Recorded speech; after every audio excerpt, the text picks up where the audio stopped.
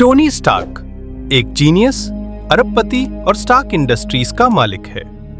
वो एक अमीर और लापरवाह जीवन जीता है। उसका कारोबार मुख्य रूप से हथियार बनाना है और अमेरिकी सेना के लिए आधुनिक हथियार सप्लाई करता है। एक दिन टोनी अफगानिस्तान में अमेरिकी सेना के लिए एक नया हथियार जेरिको मिसाइल का डेमो दिखाने जाता है। वहां से लौटते समय उसके काफिले पर आतंकवादियों का हमला होता है। हमले में वो घायल हो जाता है और एक बम का टुकड़ा उसके सीने में घुस जाता है। उसे आतंकवादी संगठन 10 रिंग्स द्वारा बंदी बना लिया जाता है।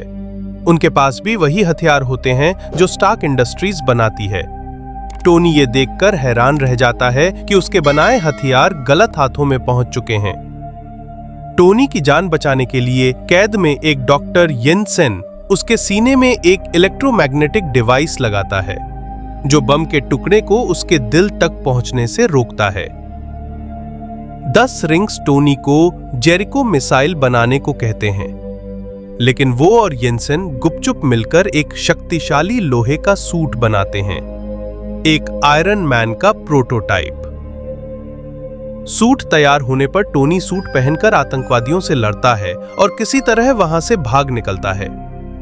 येन्सेन उसे बचाने के लिए बलिदान दे देता है। टोनी इस अनुभव से पूरी तरह बदल जाता है। टोनी अमेरिका लौटता है और एक प्रेस कॉन्फ्रेंस में घोषणा करता है कि अब से स्टार्क इंडस्ट्रीज कोई हथियार नहीं बनाएगी। ये बात उसके व्यापारिक साझेदार ओबदायाह स्टैन को पसंद नहीं आती। ओबदायाह, जो कंपनी में वरिष्ठ अधिकारी और टोनी के पिता का पुराना दोस्त है, वास्तव में कंपनी को हथियारों से मुनाफा दिलाते रहना चाहता है। टोनी अपने घर में लैब में नया और उन्नत आयरन मैन सूट बनाना शुरू करता है। वो धीरे धीरे उड़ने वाला, हथियारों से लैस और तकनीकी रूप से परिपूर्ण सूट बनाता है। उसे मार्क 2 और फिर मार्क 3 कहा जाता है। उसका एआई सहायक जार्विस उसके काम में मदद करता है। टोनी अपने नए सूट का इस्तेमाल कर आतंकवादियों द्वारा कब्जे में लिए गए मासूम लोगों को बचाता है। वो अफगानिस्तान लौटकर एक गांव को आजाद कराता है जहां 10 रिंग्स ने आतंक फैलाया हुआ था। ये सब गुप्त रूप से करता है, लेकिन दुनिया भर में ये रहस्यमयी उड़ने वाले लोहे के आदमी की चर्चा शुरू हो जाती है। ओबदाया असल में आतंकवादियों के साथ मिलकर काम कर रहा होता है। उसने ही टोनी के काफिले पर हमला करवाया था ताकि कंपनी का नियंत्रण खुद ले सके।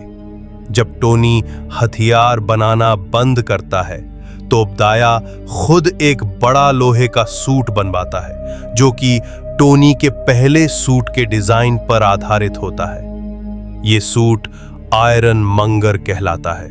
ओबदाया टोनी के आर्क रिएक्टर को चुराकर उसकी जान खतरे में डाल देता है, लेकिन टोनी अपने पुराने रिएक्टर का इस्तेमाल कर खुद को फिर से सक्रिय करता है। वो अपने सूट में वापस जाता है और ओबदाया से भीषण लड़ाई करता है। टोनी और ओबदाया की लड़ाई स्टार्क इंडस्ट्रीज की छत पर होती है। ओबदाया का सूट शक्तिशाली होता है, लेकिन टोनी की बुद्धि और तकनीक बेहतर होती है। पेपर पॉट्स, टोनी की असिस्टेंट और प्यार की मदद से टोनी ऊर्जा रिएक्टर को ओवरलोड कर देता है, जिससे विस्फोट होता है और ओबदाया मारा जाता है। अगले दिन टोनी प्रेस कॉन्फ्रेंस करता है जहां शील्ड एजेंट फिल कोल्सन उसे कवर स्टोरी देता है कि वो आयरन मैन नहीं है, लेकिन टोनी सबको चौंकाते हुए कहता है, मैं ही आयरन मैन हूं। ये पल मार्वल यूनिवर्स के इतिहास का सबसे बड़ा मोड़ बन जाता है।